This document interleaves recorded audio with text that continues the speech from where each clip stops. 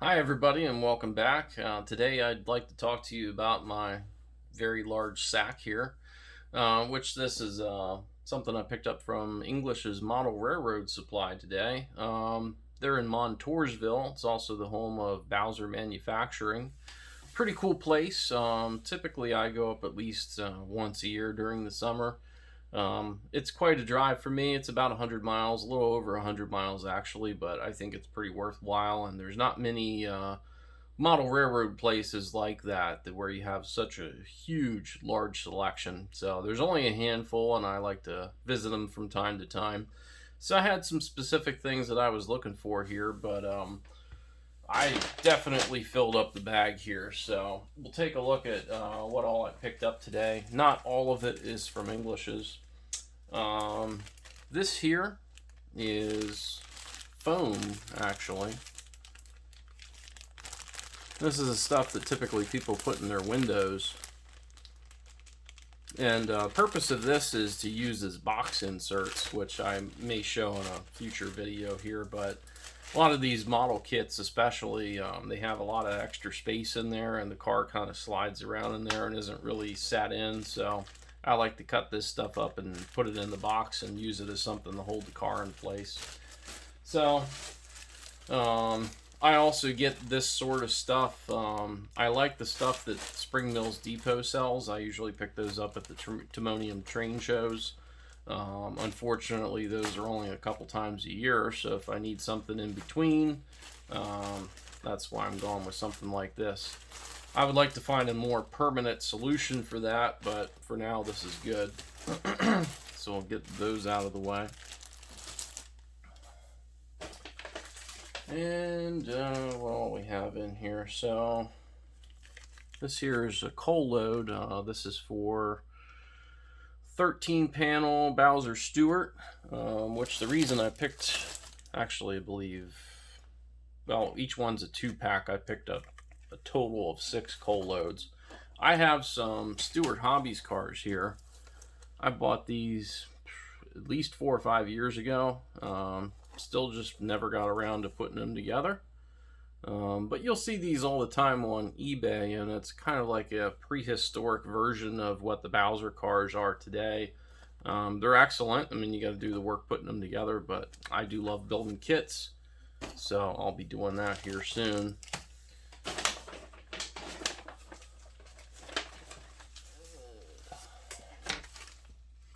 And here's some more of the coal loads. I picked up some for some H21s, which I have some older Bowser H21 coal hoppers that I'm going to put these into, just because this is more like a real coal load.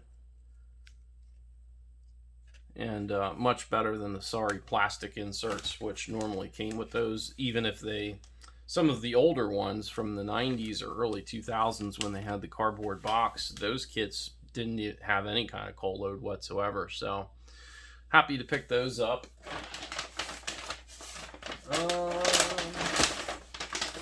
One of the other projects that I'm going to be doing here, and Commodore Vanderbilt kind of convinced me to try this. I want to go with a little bit bigger radius on the layout here. The outermost loop is, I believe, 31 7/8. It's called the R790 Kato Unitrack. So they do have a circle that's actually a little bit bigger. And this is called the R867, or it's closer to 34-inch radius. So I'm hopeful that with this, I'll actually be able to run the Commodore Vanderbilt with the skirting on and not derail the front truck. At any rate, longer, bigger cars, things that have trouble on shorter radius do look good on, this kind of stuff. The only trouble is these are relatively pricey, and it's like not even really like a full piece of track. I mean, you have to put 2 of these together to equal anything, but you need 36 pieces of this to get a full circle. So unfortunately, they didn't have 18 of these packs, so I bought pretty much everything they had. I'll need to source some more online. What else we got in here? Oh, this is fun. So wasn't really looking for this, but I did find a Santa Fe, and this is the steam generator car, which I will use this on my Santa Fe excursion train. And this would probably be a little more appropriate for when I would be running like F7s or F3 Warbonnet diesels. Because if I'm running 3751, I don't really know that I would use this. I mean, I could if I wanted to. But pretty cool. I don't know how new this car is, but it's one that I didn't already have for my Santa Fe train, so I picked that up.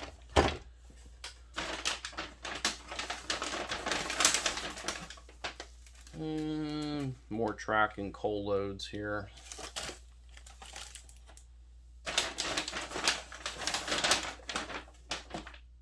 Alright, so I think we're into kind of the meat of what I purchased. So I did pick up quite a bit of these. And what this is it's a Pennsylvania H37. You can see there. They were like 22 and change. 22.46 is what they had these for. 70 ton 13 panel, which is actually the exact same kind of car as this old Stewart Hobbies kit. So these will match up very nicely. And hopefully there's no repeating road numbers, or else I'm going to feel like a real idiot. But I don't think they would do that. But anyways, looking at the item number here, let me pick one that doesn't have a price tag in the way. So you'll see here this 429.51. I think I got 12 consecutive numbers of these. Let's see here, some more. I got pretty much every single one of these I could find that had a different road number on it.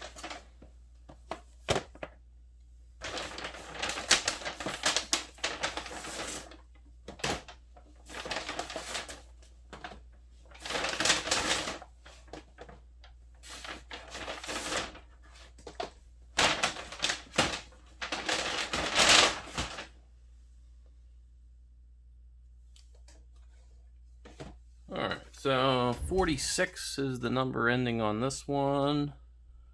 I think that is the lowest one. Yeah. So I got every single one starting with 42946.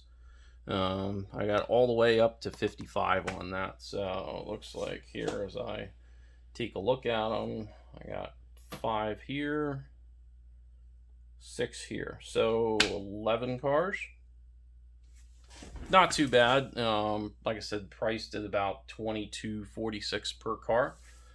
And it looks like these do have, well, it has a knuckle coupler on it. Not sure if it's a metal one or not. And it does have metal wheel sets on them. So having metal wheel set saves me the trouble of buying a ton of Intermountains. Saves a little money there. If these actually have metal couplers, that's a very good deal. So no coal load, which is fine. So as you take it out, they got it wrapped up here.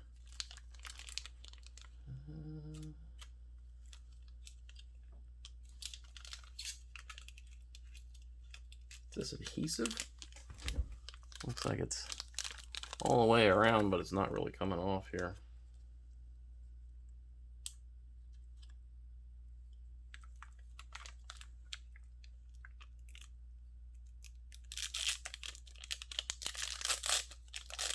Yeah, I think maybe it's just the humidity here. It's peeling off. Alright, so taking a look there. And these do appear to be legit metal couplers. Actually, they look a lot like the Walthers Proto ones, because they appear to be a little bit bigger and a darker metal color than what the KDs are. Very cool. You know, not a lot of weight to them. Typically, what I like to do is I will actually take some of those A-line plates and I'll put one or two down here, sometimes three or four. And then when the coal load's in there, then it really weighs down the car, and I feel like they run a lot better that way. But I do love the look of these cars. I mean, this is kind of the prototypical car that you want to run on a Penske coal train. So very happy to have these. I had around 30 cars in my Penske coal train as it was, trying to bump that number up to about 50 or so, which I'm hoping that I'll be able to do once I build those Stewart Hobbies cars, which I do already have a previous set of 6 of those, and some Bachmans, and maybe a couple other brands here and there that are mixed in. But along with that Penske train, that I'll mix in some other cars. Like I want to have some B&O cars in there, some Western Maryland, some maybe some Lehigh Valley, Reading, C&O, B&O, Delaware and Hudson. You know, just some surrounding railroads in the Northeast Pennsylvania area that I think would be good to mix in with that. So that should stretch that train out a little bit longer, and then it'll be a legit full coal train that I can run. And then, of course, for all of these cars, I'll need to make sure that they have an appropriate coal load for them also. So I wanted to try out, I used to use Motrac Models coal loads back in the day, which is now, I believe, F&H or F&N Hobbies. Still around. I wasn't aware that English's was actually producing their own coal loads, but I'm going to give these a try, see how I like them. If these don't work out for me, or there's certain sizes that I need to get that I can't get through English's, I'll, of course, get those elsewhere. So, I believe that's it for this. Oh, no, there is a little bit more in the bag here. Nothing exciting, but some essential things.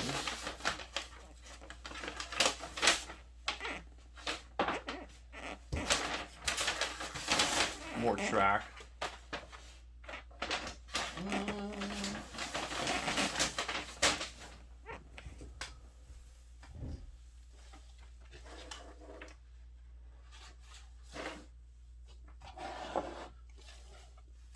Where is it?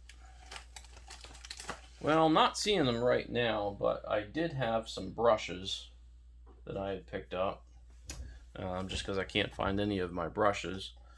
Some flat black, trying out 2 different brands here. I used to really like using the Testors Model Master flat black. Can't seem to find that too many places anymore. So just trying out the regular Testors, and I prefer the acrylic over the enamels. Just easier to clean them up. And also going to try out, just because I've never tried any of their paints, some of the Tamiya, I believe it's called. So going to try some of their flat black. Hopefully one of them is a suitable replacement for the Model Master, which I seem to use quite a lot of. It's a nice little thing to just touch up a lot of cars. So I believe that's it for this video. Perhaps we'll do some videos with some coal trains here in the future. And that's about it for this one. So if you're in the area, give English's a try. Montoursville, PA. It's right off of Interstate 80. Not too much else in the area. So, I mean, if you're coming out that way, it's going to be kind of your only real destination. So I will see you on the next one.